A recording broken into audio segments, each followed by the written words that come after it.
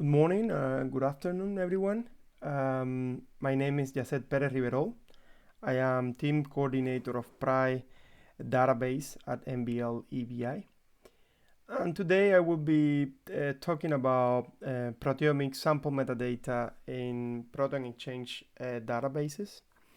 This is an initiative from the EUBIC, the European Bioinformatics Community for Mass Spectrometry, and the HUPO PSI consortium. What is ProteomeXchange? ProteomeXchange is a consortium of multiple proteomics databases that include Peptide Atlas and Massive in US and Panorama, the PRI database at the European Bioinformatics Institute, iProx in China, and JPOS in Japan. It's actually a consortium that defines a set of guidelines how to deposit proteomics data on the public domain.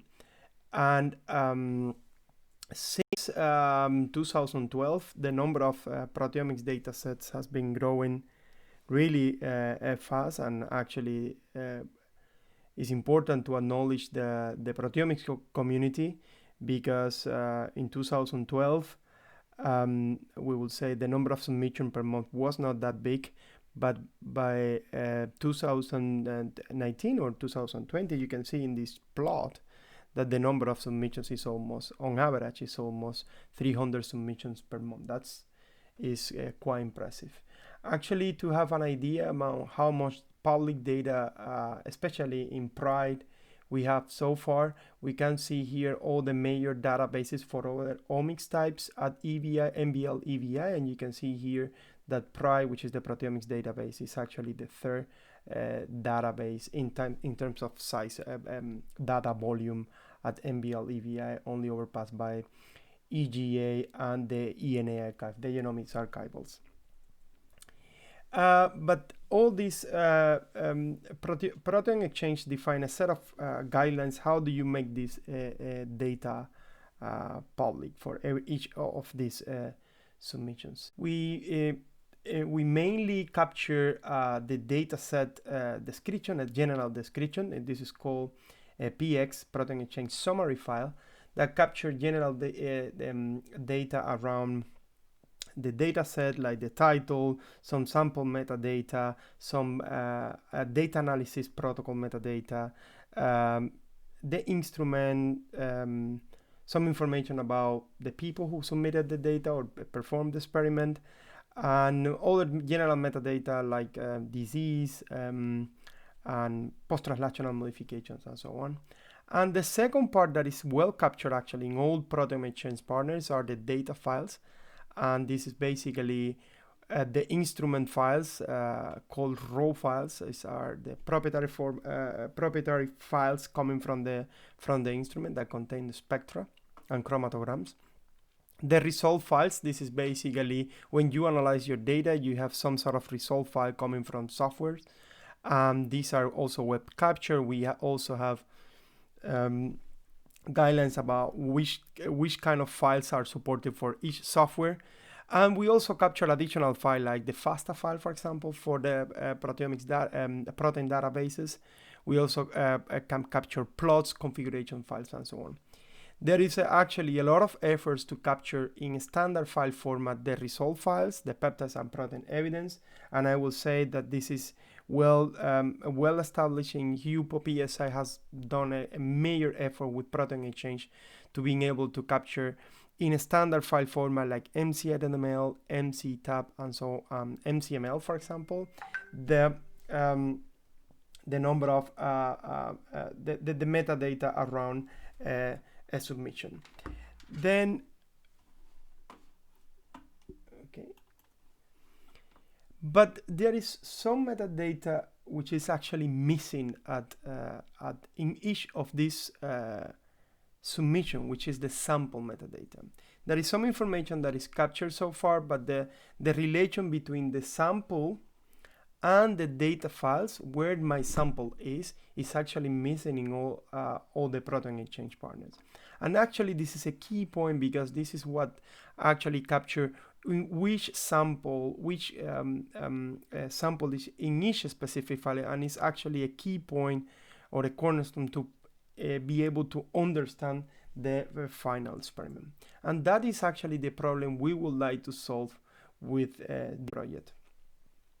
There is major use cases for a file format in the proteomics community to capture the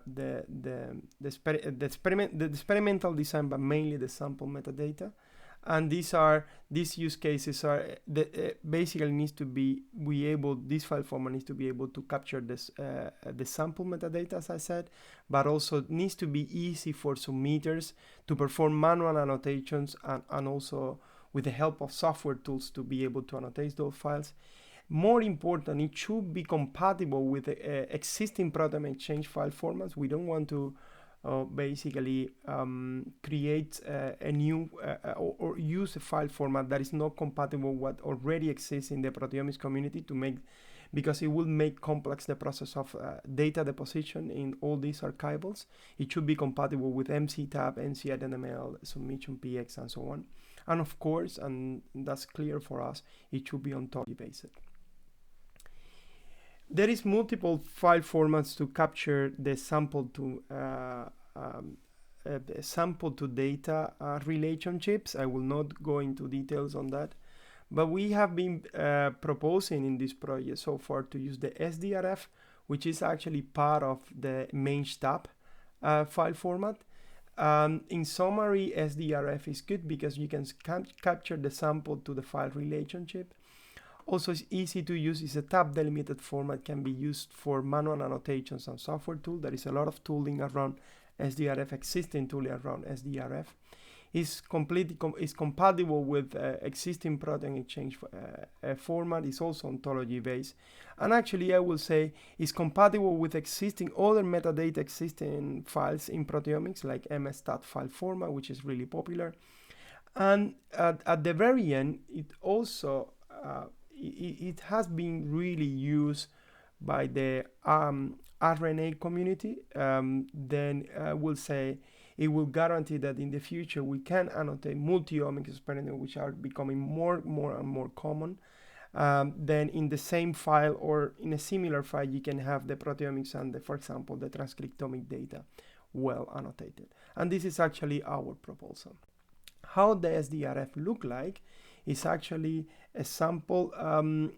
You can have the sample metadata here when you actually capture all the sample properties, and each column of the file format is actually a property with a prefix of a characteristic, and this actually is this column name is actually an ontology based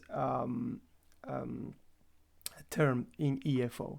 Then we actually use the common prefix to actually characterize the data file. Okay. Then for each data file, I will say what we actually capture, but you can put like a fraction identifier, label, on the data file. And there is another column which is actually the study variables here.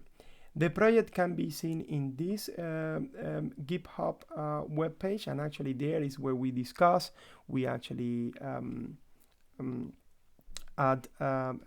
we discuss all issues, also pull requests, we update the specification, and so on.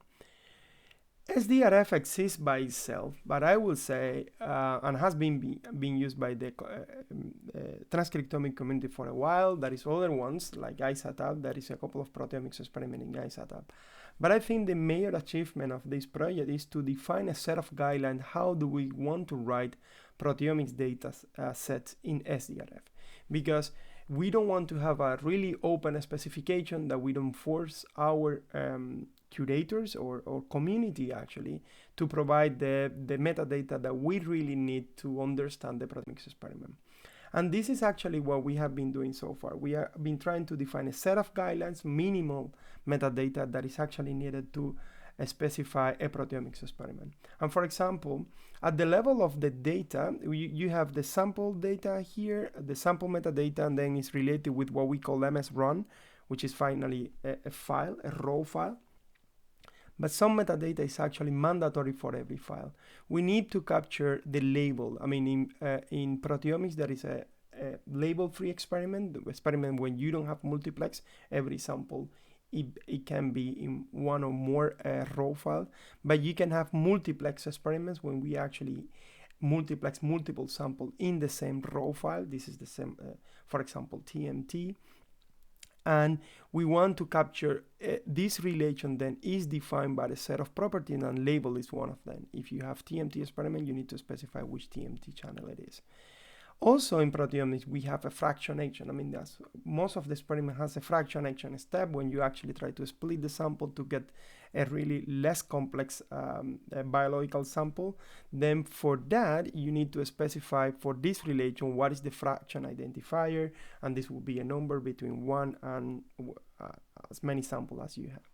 And then this technical replicate, and which is actually an optional column that they basically define if this is a technical replicate or not. As I said before, every column will be actually a CV term in an ontology base, and with a prefix in case if it's a sample metadata, would be a characteristic. If it's actually a data file or MS-RUN, it would be a comment. Then the values can be more general. The columns are really well defined as a CV term, but the values can be more open because you don't always have a CV term for the value, and you want to capture the data even if there is no CV term for the specific value. Then you can actually use the name of the CV term, which is in this case, for example, is Homo sapien. You can use the ontology base. This is how you can specify a URL for the ontology base annotation at the value level, but you can use also the CV term for that. I would say that also is important that we have defined a set of ontologies that actually are the one that needs to be used for each specific column. And we have introduced a more general complex value, which is actually a key value within the value, a key value pair definition. That's really common or really interesting, for example, for things like defining a PTM or an enzyme that has been used. When you actually specify the key, the structure of the value is a key value pair. When you can define, for example, for the modification, this is the name of the modification. You can define what is the type of the modification, if it's fixed or variable. Fixed means that every peptide should contain this modification. Variable is that some of them contain or not the modification. And then, for example, the amino acid target, which amino acid will be affected by this modification. Okay, this is actually really good because you can define more complex data structure within a value. Okay, these are for example, the properties for a PTM, and there is a specification. How do you encode things like more proteomics information, like a PTM, an enzyme, and so on. Okay. As I said, every data column, every value of the column should be a value within. For example, if organisms, for example, is a proper as a OLS EFO term, and we have defined some ontologies that are available for this ontology term, then within this value in the OLS should be all the values that are here. And we have, I will explain at the very end, we have a validator that check that actually the values that you're leaving here belongs to in EFO to this particular value in the column. And the next interesting thing we have defined in the specification is actually something called templates. I will not go into much detail on here, but I will say this is kind of a minimum metadata we want to capture for every type of experiment.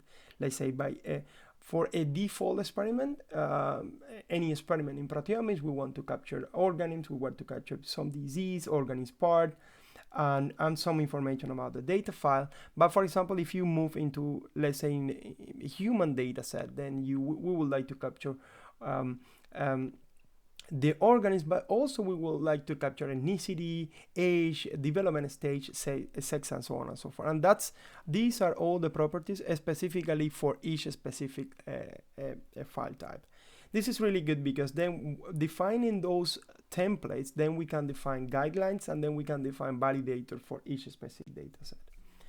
What we have done so far in terms of implementation, this is the specification, but in terms of a specification now in Pride database, you can submit an SDRF with your submission, and this is how it will look in the database. You can see here all the files that belongs to the project, and then you can see something called experimental design, when you can see the samples of the SDRF, and at the very end here the files associated with the sample. And this is extremely good because now we can see in a Proteomics database the SDRF shown for our specific experiments.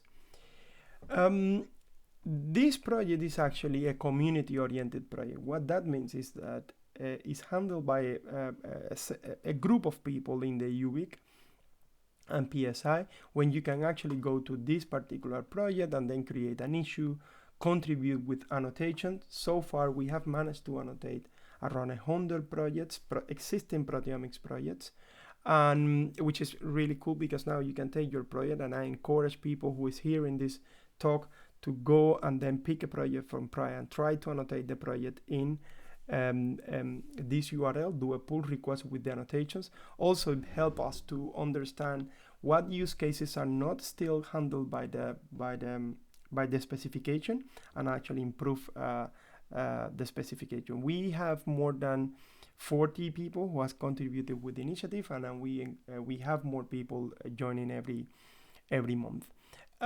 We have throw issues. Everything is handled in GitHub, and throw issues we discuss problems and things that we want to improve in the specification.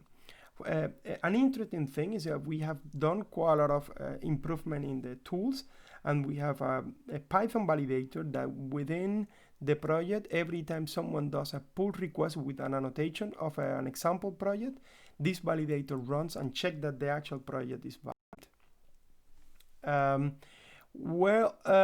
I will, to finish up, I will say I will encourage everyone hearing this talk and to go to Pride, try to pick a project from Pride, and then try to follow our issues and try to understand the specification and try to annotate one project. This is a major effort the proteomics community is trying to achieve to actually annotate as much as possible projects in the future that contain the sample metadata, but also improve the way we can start reusing the existing data set, which is the ultimate aim. We want to have more metadata around the project to enable first to understand the final result for each data set, from each data set, but also enable new resources to grow based on reanalysis of the existing data. Thanks to everyone who has contributed with the project. Also thanks to HUPO PSI and the UPA and UVic communities. And questions.